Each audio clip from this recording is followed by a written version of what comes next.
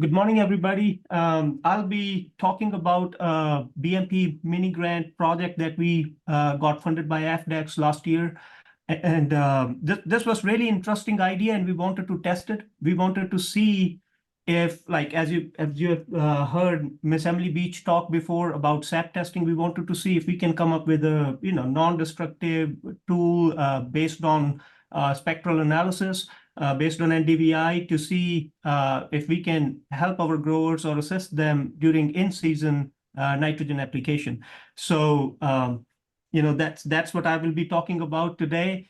So I'm just presenting this, but I would like to say that we were 8-9 collaborators in this project, and all the credit goes to my collaborators because they were the ones who were collecting data. This basically project was heavily relied on our county agents and their relation and their communication on a regular basis with our growers in different counties. So this project was written to serve Swanee Valley, and so my collaborators were Mark Warren from Levy County, Dr. Tyler Pittman from Gilchrist County, Miss Emily Beach from Lafayette County, Jay Capasso from Columbia County, Dr. Kevin Koras, Alachua County, Dan Fenneman, Madison County, Keith Wynn from Hamilton County, and Dr. Shivendra Kumar. We just got him into this. We pulled him into this project. He joined us last year in April. And so as soon as he joined, we invited him to be part of this project. So we all work together, and, I'll share in the following slides what our how we progressed through this project.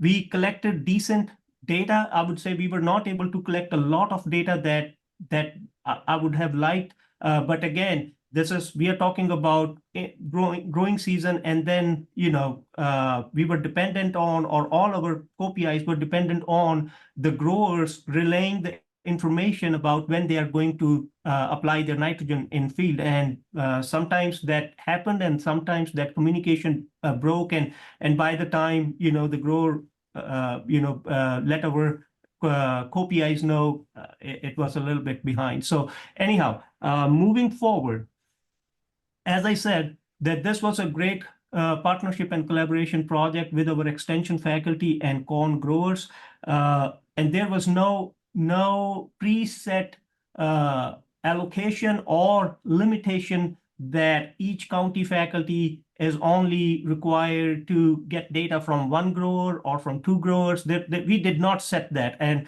we let our county faculty, the collaborators in this project, make that choice because everybody has their hands full during the growing season. So it was based on their time schedule. So in general, I would say that some of the collaborators were able to visit 4 different farm fields and were able to collect data on regular basis from those. Some of our collaborators just had one corn grower, in their one decent corn grower or one corn grower who would do split applications in their county, who would fall into this range of what we were trying to do, collect our NDVI ratings throughout the season. So it was some of our PEIs were able to collect data from multiple growers. Some were able to collect data from one grower. But this was a huge collaborative effort. All right. So I'll be talking about NDVI, and I just wanted to share with you all, and some of you might already know about this, but it might be new to some of us. So NDVI is basically collected based on the reflectance of the canopy. All right. So if you can see here on the screen, this is just an example of a dead leaf, a stressed leaf, and a healthy leaf. So if you look at on the rightmost side, on the healthy leaf, if we look at that black arrow, so the arrow and the height of the arrow basically shows us, the reflectance of that particular wavelength. So the black wavelength corresponds to near infrared, which is mentioned as NIR on the leftmost side. The red line or arrow points to red wavelength that is reflected from the leaf. Similarly, the green one for green and the blue one for blue. So the way our plants behave are when they are stressed or when they are healthy, their reflectance of these different wavelengths vary. And that's basically, this information is used in calculating NDVI. So NDVI is normalized difference vegetation index, which is calculated basically based on the ratio of two wavelengths, primarily two wavelengths, which is the red wavelength and near infrared. So the formula that's normally used is NIR, near infrared minus red, divided by NIR plus red. So now NDVI is not new concept. It has been used over several decades now to assess plant health, assess their nutrient status. One of the things that I would like to clarify here, in the previous slide, as I mentioned stress. So now remember, your nutrients might be optimum, but if your plant is otherwise stressed due to any disease issues or stressed due to irrigation, low water, low soil moisture content, that will vary your NDVI. So this is one of the caveats that I always feel about NDVI, is that the reading depends on several reasons, and it doesn't always depend on the greenness or the nitrogen content in your leaf. But if your plants are not stressed, if your irrigation is optimum and your nutrient status is optimum, yes. If your irrigation and your disease pressure is optimum, then yes, the healthier the plant, that corresponds to the nutrition, and we can correlate it in that way. Now, in general, NDVI, we can get that information from our satellites. There are some satellite services that can provide NDVI, but one of the issues there is that the resolution of that data is too low. It's not a high resolution data. So, you get an NDVI maybe for several square feet, or NDVI, the pixel of that satellite image would be for a mile, depending on what the resolution is. But it's not a high resolution. And what we were looking for was a resolution at the leaf level, at an individual leaf level. Now we can get that. We can also get a high resolution data from drones. You all might know we fly drones. Drones have been around for many years now. So we have all these spectral cameras hooked up to the drones, and we can get the NDVI data from the drones as well. Now, some of the tractors and applicators, they have, NDVI, they have spectral cameras hooked up to them so that they can collect NDVI. But all these different, ways that we can use to collect NDVI, and the last one is handheld devices, and there are different kinds of handheld devices. So some of these methods are time consuming, because once you have those spectral cameras, the images are taken, then there is a downstream process, and I'll talk about that in the next slide. Let's have my slides not moving. All right. So what are the major hindrances? So we already talked about that there are different ways we can collect NDVI. But what I'm getting to is that why we chose the equipment that we chose. And so major hindrances, particularly in the state of Florida, is cloud cover. So the best values for NDVI that you can collect would be close to solar noon, which typically would fall between, plus or minus 1.5 to 2 hours from our noon. So I would say if I have to collect NDVI, I would go out there at about somewhere between 10:30-ish to between 1:30 p.m. So, and that's the time, if you haven't noticed it, but if you step out during that time, during our growing season, most of the days are cloudy. So now if you are relying on a satellite, so by the time the satellite is over your field, it could be cloudy that day. So you miss on that data, right? Again, if you're using drones, there's a lot of post-processing data that needs to be done. So when a drone flies, it takes thousands and thousands of images. So then you need to stitch all those images. You need a high level of computing power, and then this whole software. Once you stitch those images, now you need a software to basically work on it to come up with an NDVI reading. So this whole process is time consuming. So if you fly your drone today, you might not be able to get your NDVI ratings, by that evening. It may be a couple of days after that, but sometimes we get it the next day, but I would say give it a couple of days. Another point when you fly drones is that you have to have ground control points, because when you're flying a drone, your drone needs to know exactly where it is flying. Because if you're flying it on a large field, each image needs to be stitched. So each image needs to have a geotagged location, a reference point, so that you can come back and spot NDVI for different sections or different plots. So it needs ground control points to be accurate, which is like placing a cement, different structures or something in your field so that drones can capture that ground control point and geotag your images likewise. And as I have always mentioned that, there's always a lag time. And our hypothesis or thought process was, if we can get an on-the-go tool, if I can just go in the field, and if I'm assisting a grower, I can just go do a click and get an NDVI rating, and then I can assist my grower in making his nitrogen recommendation. That was the goal. So all these different methods of collecting NDVI would not fall into that on-the-go tool. Now, what we proposed in this project was that we will purchase, and we purchased 9 Field Scout NDVI meters.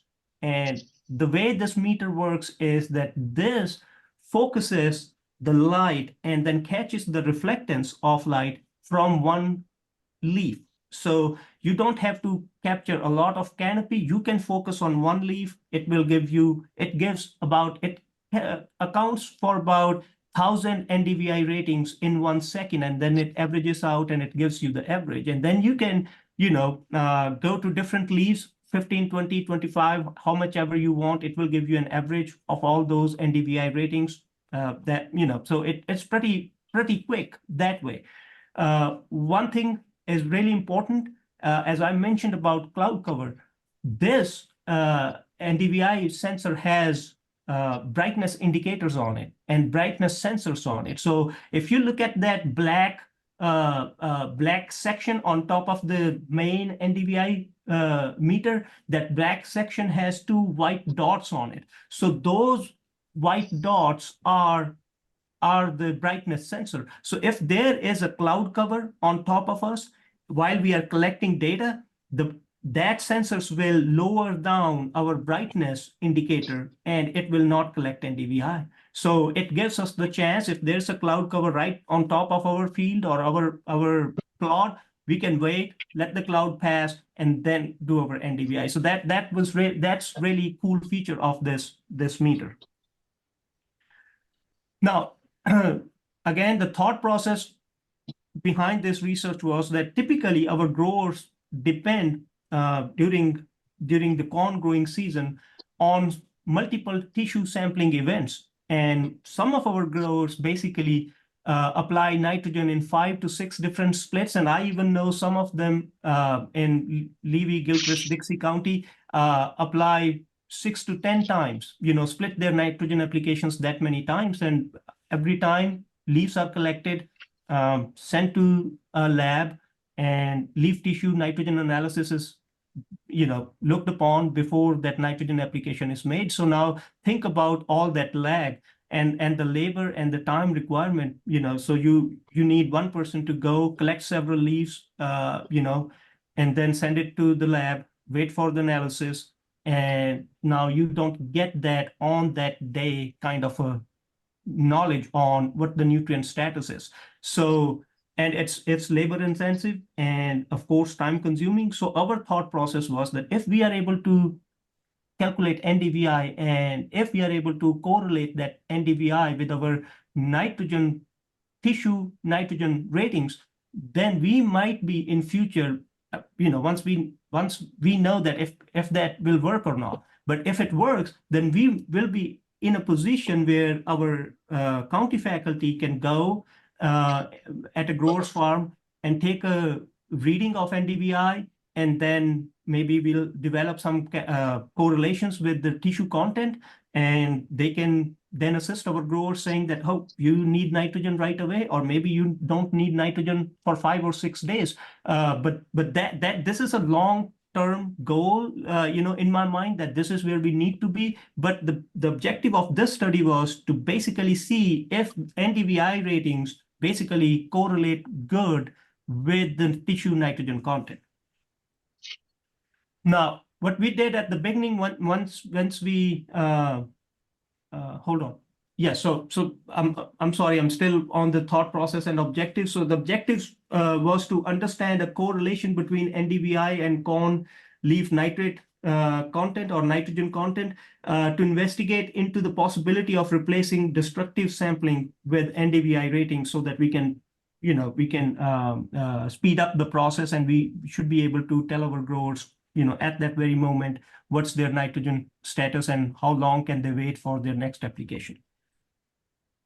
So the way we started this, once we received our NDVI sensors, we had a couple of workshops where, I helped our co-PIs into understanding the use of this NDVI meter. And as you can see in the pictures, 2 pictures on the left, this NDVI sensor, the way it works is it points that, the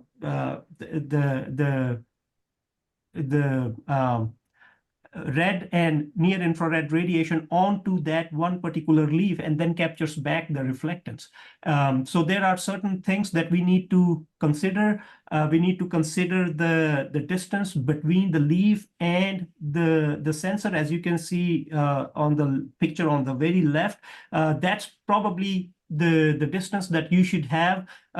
And what we have seen is that if we move the distance, if we move this meter too close or too far away, it changes the view that the sensor is collecting data from, and that changes the reading. So one of the things that was very important for all the collaborators to come on the same page was that we need to, for our readings to be shareable, or to be to talk to each other, we need to keep that distance the same, so that our instruments are calibrated and are collecting data in the same way. So that was part of that workshop. Now, important considerations, as I already told, that the 2 dots on the top are the brightness counters that basically tell us the brightness in the level, and if the levels are too low, there's no NDVI reading. The field of view should be kept constant. I already shared that as well. A general rule of thumb was to keep the equipment about 1.5 to 2 feet away from the leaf surface, and then you'll get pretty consistent readings. At least that's what we thought. All right, now, once we started this project, we got into several issues, and we tried to troubleshoot some of them, but not all of them. And the first issue that was brought to me was by Keith Wynn, our Hamilton County agent, who you see in this picture in the dark blue shirt. So what happened was that till corn was not tall enough, I would say about till V10 stage, it was really easy to collect NDVI data the way we knew that we will be collecting. But as corn grew taller, now imagine if your corn is taller and the leaf that you are pointing, based on, the latest fully opened leaf, and when you have canopy taller than that, it's a shade interference. So that was basically interfering with our NDVI data. So what Keith did was that he collected the leaves and he moved outside the field and he put the leaves on his truck bed and he started collecting NDVI data. And what he saw was that the data was way off. Like it was, if the normal rating would be close to 0.84, his ratings at that point were 0.64. So it was way off. He called us, we went and we looked into the field, and that was actually happening. So if we were able to collect NDVI on a leaf that was still attached to the plant, the readings were pretty consistent. As soon as we would pluck the leaf and take it, hold it in the hand at a different angle, or we tried it several different ways, and every way the NDVI ratings were way different. So we knew that, for this meter to work, the leaf has to be opened, has to be in the same plane of, in a 3D plane at the same angle for the light to hit it and be reflected. And if we are plucking out the leaf and taking it on the truck beds, or just holding it in the hand and shooting, that was changing the reading way too much. And so this is something that we learned this last year. So another thing was that if you are collecting 20 leaves, because we were collecting NDVI ratings from the same 20 leaves that we were sending to water slab for tissue nitrogen content. So when corn canopy was tall, collecting 20 leaves from the field, and then moving it outside to collect NDVI, that was not working. That wasn't working. So NDVI ratings were not consistent. And we checked it several times. The ratings were, it was not that 0.84 would change to 0.85 or 0.86. It would change drastically to 0.72 or 0.68. Again, laying them on the truck bed was also changing the rating. Now, this is the data that we tried to put together with all the co-PIs sending in the data whenever they collected. The process was that we collected NDVI from the same 20 to 25 leaves. Then we sent the same leaves to water slab for tissue nitrogen content, and then we were putting the NDVI rating and the nitrogen leaf content together. So as you can see here, that till about V9, both these, tissue N and NDVI ratings go pretty good, hand in hand. The orange line here is the NDVI, which is on the secondary axis, which is on the right axis, the numbers correspond to the right axis. The blue line is the nitrogen content, corresponds to the left axis. And on the horizontal axis are different growth stages. But beyond V9, it's basically, now I'm not sure if it was the problems that we were having because the sunlight was getting hindered, and we were having to take the leaves away from the field and then collect the NDVI ratings, or it was just that after that there's no correlation, or no good correlation, I would say. But this is our data, so it's pointing us to the right direction. We might have to troubleshoot a little bit to figure out how we can best utilize these sensors, but if I have to say, V8 to V10 is the stage where corn really needs a lot of nitrogen, and if this meter can be used in a correct way all the way till V10 or V9 to make those decisions on nitrogen use, I think it can still save our growers a lot of effort, time, energy, and of course, money that they would normally spend on sending tissues to labs and getting the data back. At the end, I would say that we saw good correlation between corn tissue nitrogen content and NDVI ratings till about V9 growth stage. Beyond V9, we did not see a strong correlation. There are several theories I can say. I mean, for example, if you remember, we talked about the stressed leaf. So remember, if I try to imagine that if I'm plucking 20 leaves, I'm walking in the field. So I pluck my first leaf. Now it's already started to be under stress, right? So it's wilting already. So So when I take it outside the field, by the time I plucked 20 and I walk outside and now I'm trying to collect NDVI rating on it, maybe it's not that there is no correlation between the NDVI and the nitrogen content. Maybe the leaves have started to stress a little and wilt a little, and that's basically causing the problem. But anyhow, this was a very good learning experience. I thank all my collaborators on this project, and I know that Dr. Shivendra Kumar will be working on a similar project where he'll be this year using NDVI meter and SAP testing along with tissue testing to see the correlation between all these three three indices. Well, thank you so much.